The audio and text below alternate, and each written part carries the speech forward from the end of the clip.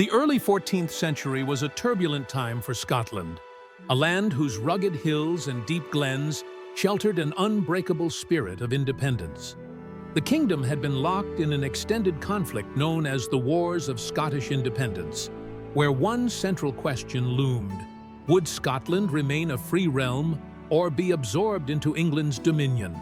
Brutality, betrayals, exiles, and resurgences had marked these wars, forging men into legends and families into bitter enemies. Over decades, English monarchs claimed the right to lordship over Scotland, hoping to unify the island of Britain under one crown. Yet, the Scottish people, led by fierce guardians of their sovereignty, refused to surrender. Among the greatest of these figures was Robert the Bruce, crowned King of Scots in 1306 under tumultuous circumstances. Robert's journey to the throne was steeped in controversy. Once allied with John Comyn and other nobles in pursuit of Scottish freedom, he clashed with Comyn in a fateful meeting at Greyfriars Kirk in Dumfries. Tempers flared, and Robert stabbed Comyn. This violence alienated some Scottish factions, but also removed a powerful rival. Soon after, Robert was crowned at Scone, though his kingship was precarious. The English monarch, Edward III, known as the Hammer of the Scots, burned to break Robert's claim and maintain English rule. The early years of Robert's reign were fraught with reversals. No sooner had he taken the crown than he found himself hunted by Edward I's forces. He and a small band of followers were forced into hiding among the Western Isles and the remote Highlands. But Robert's unyielding resolve saw him through. He returned from exile, gradually rebuilding his power base across Scotland. After Edward I's death in 1307, Edward II ascended the throne, inheriting the formidable English war machine, but lacking his father's battle-hardened instincts. Robert methodically reclaimed Scottish strongholds, employing both cunning and force. His control widened over time, though certain castles stubbornly held out under English garrisons, including the vital fortress of Stirling Castle. Eventually, by 1313, the Scots captured or destroyed most English-held fortifications within their territory, except for this prized bastion in central Scotland near the River Forth. Stirling was considered the gateway to the Highlands. Whoever controlled it held a key strategic advantage. The castle's governor, Sir Philip Mowbray, struck a pact with Robert's brother, Edward Bruce, to surrender if not relieved by the King of England before midsummer 1314. That pact set the stage for the confrontation that would become the legendary Battle of Bannockburn. Edward II, determined to reassert English dominion, could not allow Stirling Castle to slip from his grasp. He summoned his nobles and mustered one of the largest English armies ever to cross into Scotland. A formidable force that might number around 15,000 to 20,000 soldiers, including heavily armored knights, infantry, and archers. The English advanced north, carrying hopes of crushing Robert the Bruce's rebellion once and for all. Yet, in the broad expanse of the Scottish countryside, Robert remained undaunted. He prepared for a showdown that would determine the fate of the realm. In contrast to the might of the English ranks, Robert's army was smaller, its backbone formed by spearmen organized in tight formations known as Schiltrons. Archers and small contingents of cavalry supplemented these foot soldiers. Robert knew that meeting the English on open ground could prove fatal.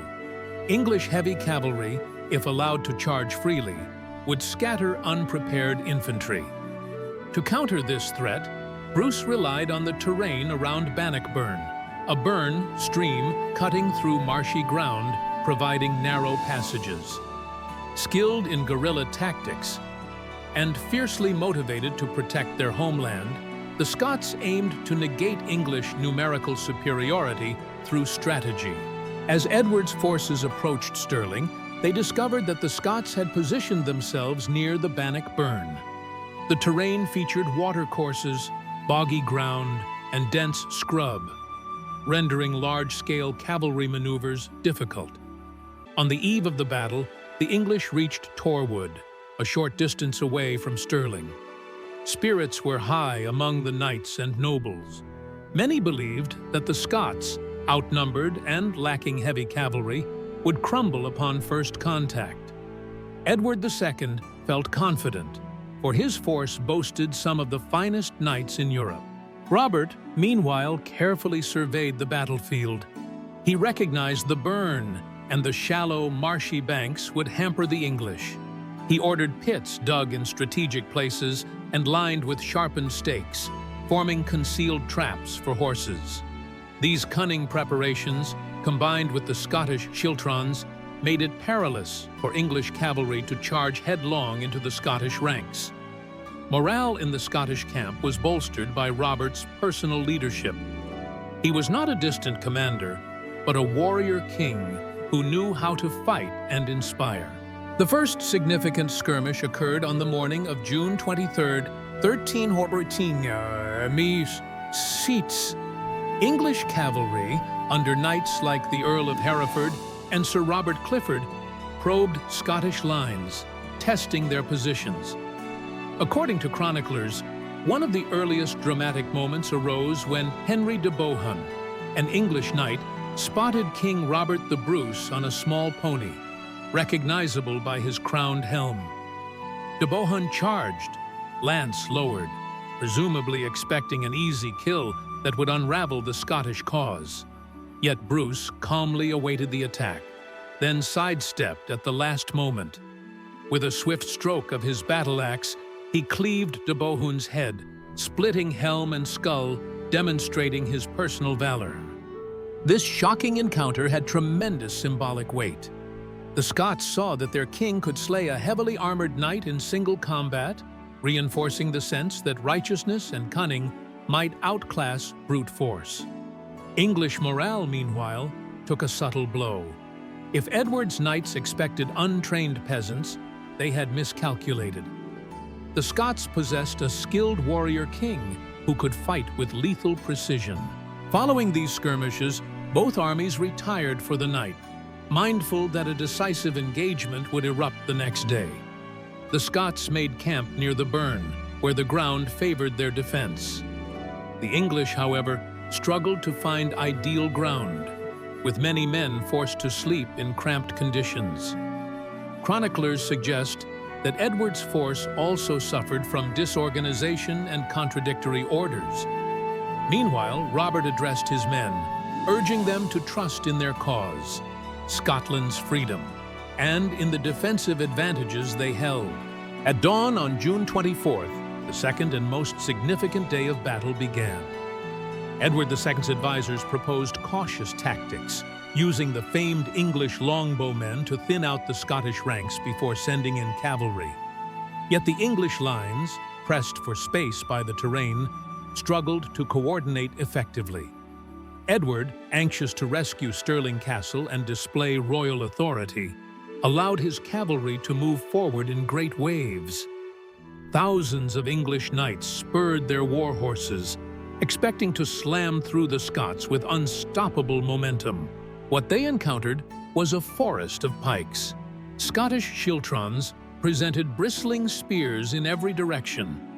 Under the skilled leadership of men like Edward Bruce, Thomas Randolph, and James Douglas, these Schiltrons formed tight, disciplined circles that repelled cavalry charges. The English knights found themselves unable to break the ring of spears. Horses panicked among sharp stakes concealed in the ground, while the narrow corridors of relatively firm terrain turned into choke points. Sensing trouble, the English tried to deploy archers on the flanks to rain arrows upon the Scots. Indeed, English longbowmen had inflicted terrible losses on other battlefields, such as Falkirk, where earlier Scottish formations had been shredded. However, Bruce, remembering hard lessons from Falkirk, unleashed his own cavalry, light horsemen, who galloped into the English archers, dispersing them before they could deliver a sustained barrage. This swift strike not only rescued the Scottish infantry from lethal arrow volleys, but also sowed disorder in the English ranks. As the conflict intensified, dust and chaos enveloped the battlefield. War cries in Scots and French, the latter being the language of English nobility, merged into a deafening din. Men fought desperately in the swirling melee. In the thick of it, Scottish spearmen pressed forward, driving into the disoriented knights. The boggy ground and blocked channels prevented the English cavalry from regrouping effectively. The Scots capitalized on every advantage, step by step, forcing the knights back. King Edward II, at first confidently observing from a rear position, grew more alarmed. His front lines were in disarray, and commanders reported that the Scots were unrelenting. Word spread that the cavalry was getting trapped in soft ground, with horses tumbling. Some accounts suggest that Edward ordered fresh contingents to support the knights, but these new arrivals only compounded the confusion. Meanwhile, the Scots refused to yield, for they knew their entire cause, centuries of independence, rested on the day's outcome. Then came a pivotal moment known in legend as the small folk arrival. Chronicles describe how Scottish camp followers, laborers, and non-combatants, stationed behind the lines to watch over the baggage train, surged forward upon seeing English lines waver. They armed themselves with whatever sticks or improvised weapons they could find. From a distance, the English mistook them for reinforcements. Already battered and demoralized, the English cavalry panicked further, concluding they were encircled. The psychological impact was devastating. Illusions of English supremacy dissolved. Fear rippled through English ranks. Some knights attempted to form a rearguard to protect Edward II, who realized that the tide of battle had turned solidly against him. Surrounded by confusion, Edward's army began to fragment. Pockets of men fought on valiantly, but the Scottish onslaught was unstoppable by that stage. The entire English force collapsed into retreat. Many knights fled southward, while others scrambled to cross the Bannockburn or other fords in disorganized flight. Some drowned under the weight of their armor. Others were cut down by Scottish pursuers. Edward II himself narrowly escaped capture. Legend says Sir Giles de Argentine, an English knight, escorted the king away to safety, and then turned back to charge the Scots in a last stand, dying bravely on the battlefield. In the end, the hasty retreat became a rout. The Scots, astounded and elated, found themselves victorious over a force that dwarfed their own. Bannockburn had proven that resolute determination and clever strategy could outweigh a seemingly invincible opponent. In the aftermath, the battlefield was littered with the slain, many of whom were high-ranking nobles and knights.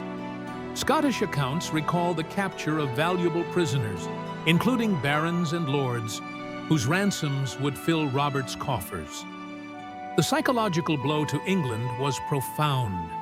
Edward II's prestige suffered a grievous wound, and his authority among the English nobility waned as they questioned his leadership. Stirling Castle surrendered soon after, securing a major strategic victory for the Scots. News of Bannockburn rippled across Europe. Nations whose armies had also faced English knights marveled that a smaller Scottish force had triumphed so decisively. For Scotland, the victory was a clarion call, proof that Robert the Bruce and his cause were blessed by fortune and might. Although the war would drag on for years, culminating in the formal recognition of Scottish independence with the Treaty of Edinburgh-Northampton in 1328, Bannockburn was the turning point that cemented Robert's rule and Scotland's quest for nationhood. At home, Robert consolidated his power. He rewarded loyal lords with lands and titles, ensuring an enduring network of regional support. Castles and territory previously under shaky control became firmly integrated into the realm. From the highlands to the borders, Scots recounted the stirring tale of Bannockburn, how Bruce's cunning, the Schiltron's discipline, and the unwavering spirit of a people determined to be free had overcome a far mightier host. Still, the victory did not instantly end all strife. Smaller conflicts and raids continued along the Anglo-Scottish border. Noble houses that had once wavered in their allegiance now faced a stark choice: side definitively with Bruce or risk ruin. Those who had held out for an English triumph found themselves marginalized.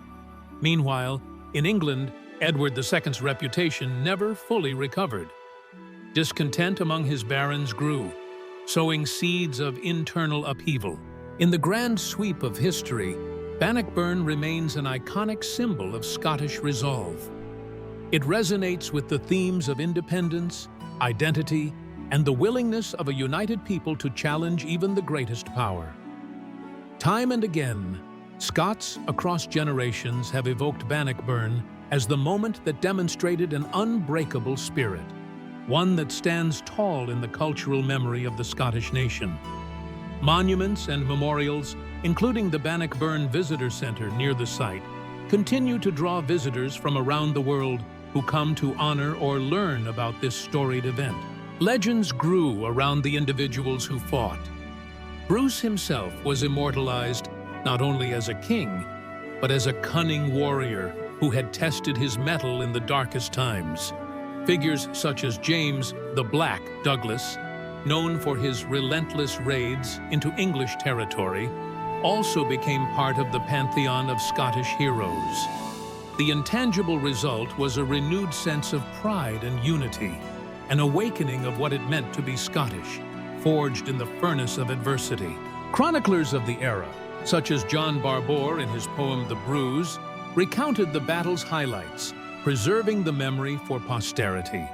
They celebrated Robert's bravery and cunning, while also extolling the communal effort of ordinary Scots who banded together.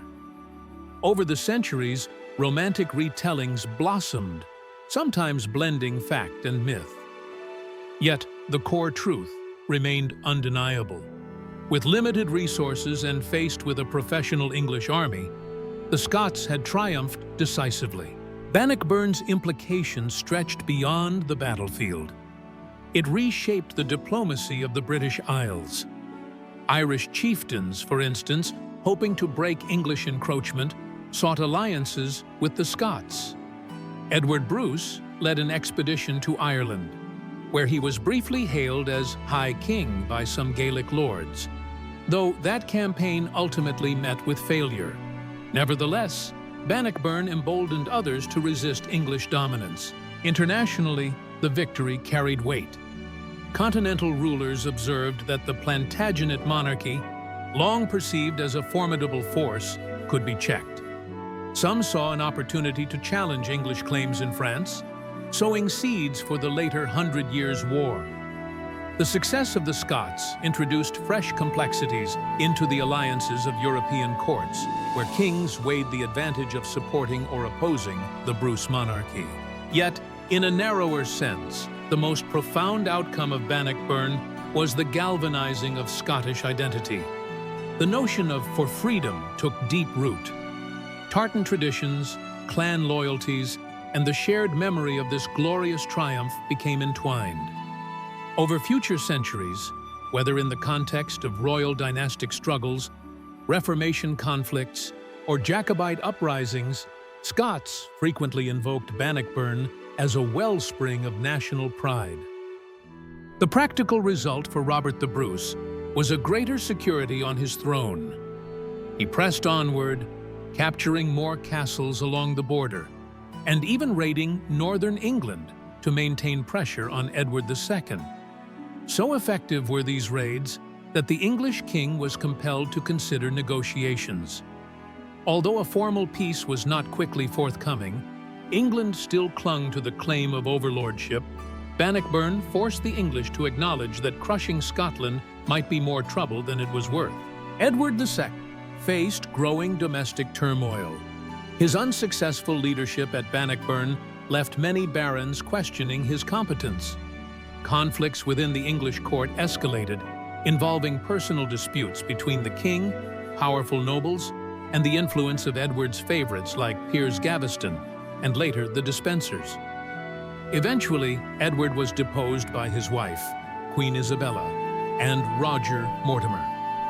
Such internal strife only served to weaken England's ability to intervene effectively in Scotland.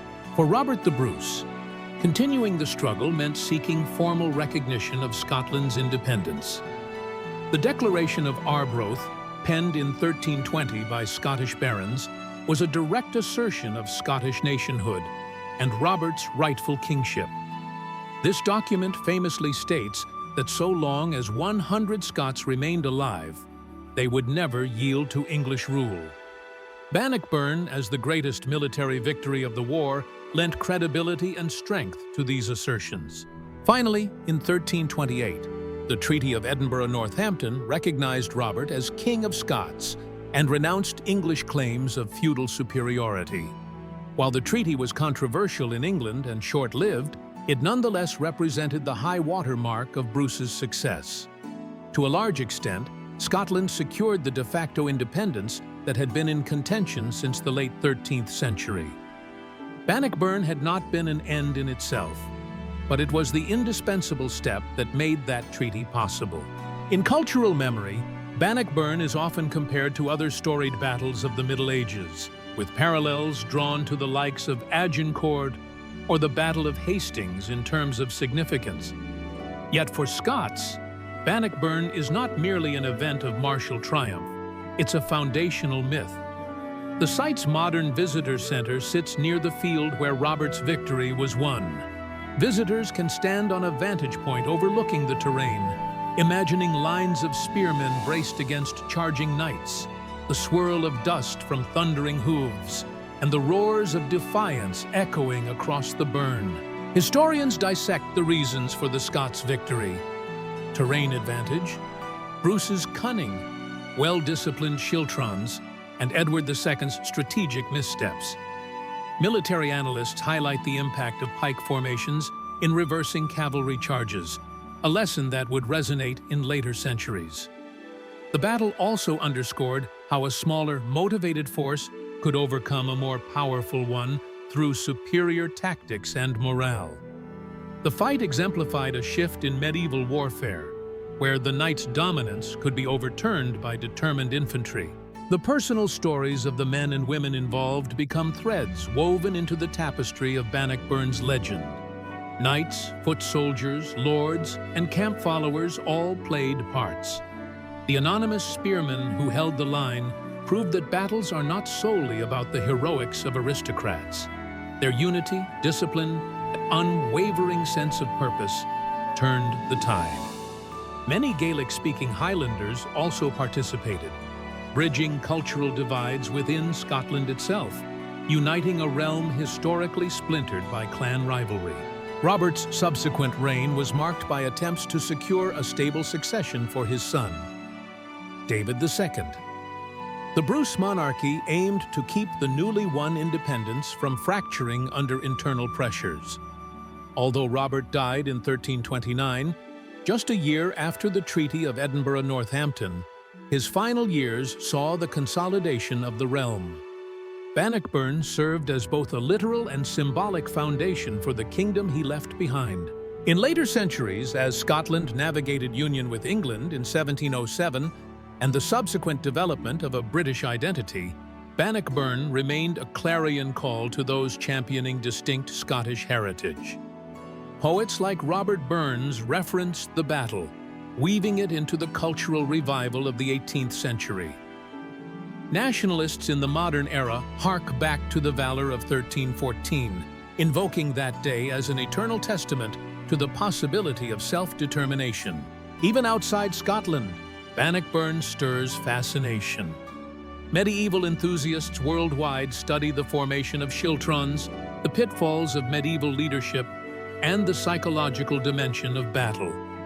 Collectors of historical arms and armor seek reproductions reminiscent of those used at Bannockburn. Archaeologists and historians continue to investigate the site, gleaning insights into how the terrain shaped the outcome. While the romance of Bannockburn can overshadow the brutal realities, Thousands of men lost their lives, families were shattered. The sense of it marking a pivot in Scottish independence remains vital. Had Edward II overwhelmed the Scots, Stirling Castle would have been relieved, and the moral impetus behind the Scottish rebellion might have collapsed. Instead, the English retreat unleashed a wave of confidence and consolidation across the realm, ensuring that future generations would inherit a legacy of freedom. Today, if one walks along the Bannockburn, the quiet waters and rolling fields belie the ferocity that once engulfed this landscape. The memorials and statues, including the iconic statue of Robert the Bruce, stand as silent witnesses to the day the Scots defied all odds. The intangible presence of history clings to the area. On anniversaries of the battle, gatherings and reenactments serve as tributes to those who fought. Flags of St. Andrew flutter, bagpipes resound, and the memory of medieval spearmen resonates.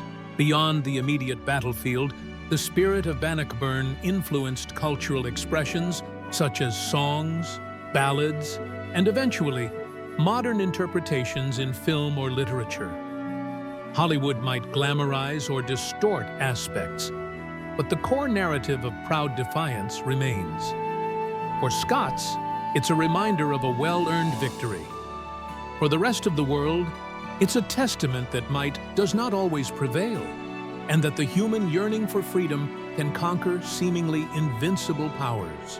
Another dimension of Bannockburn's legacy is the interplay of monarchy and people power. Bruce exemplified the medieval feudal king, reliant on nobles' loyalty and knightly warfare. Yet the real strength at Bannockburn lay in the common infantry. Their discipline in the Schiltrons signified a unity that transcended typical feudal hierarchies.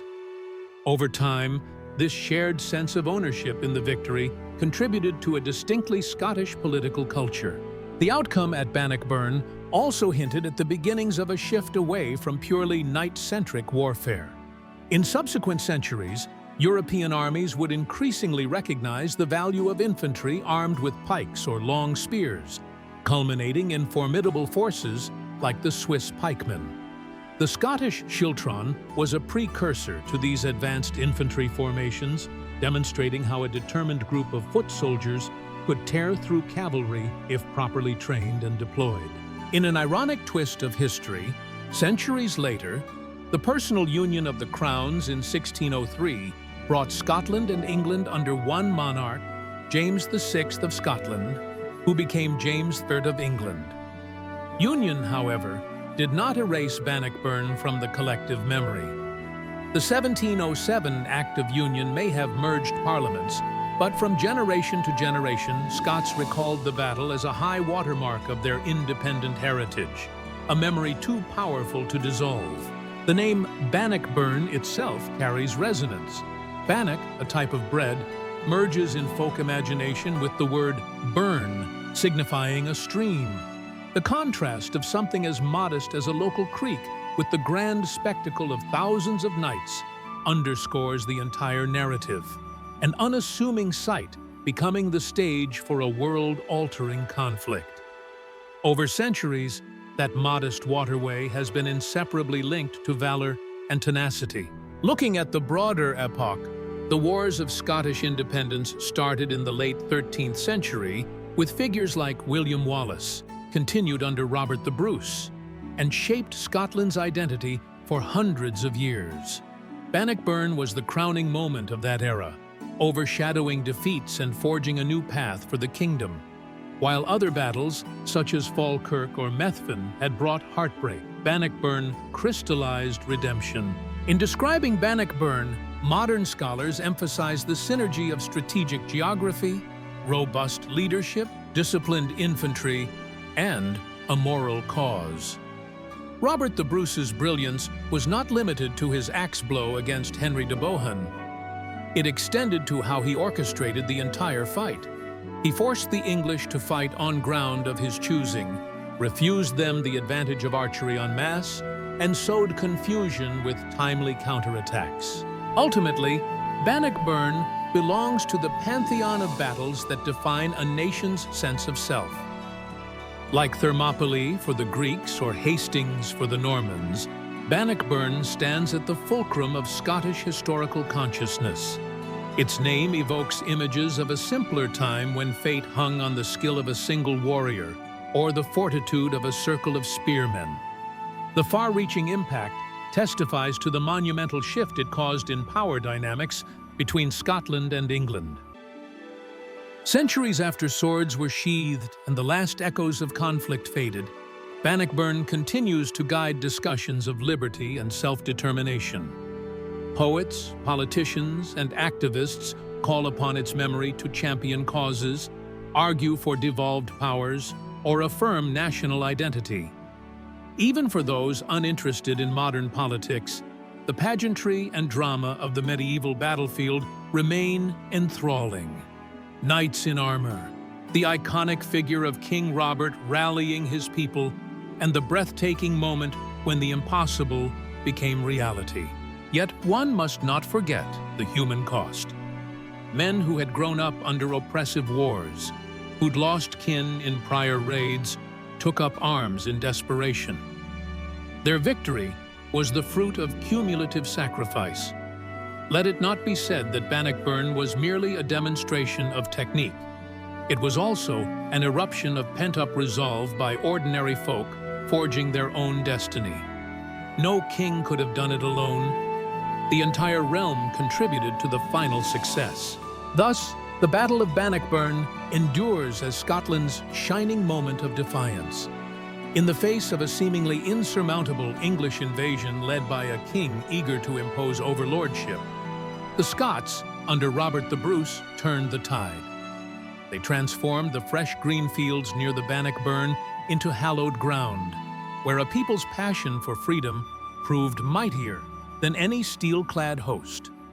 Ever after, 1314 would be etched into Scotland's story, a year that rang with the clarion call of independence and national pride.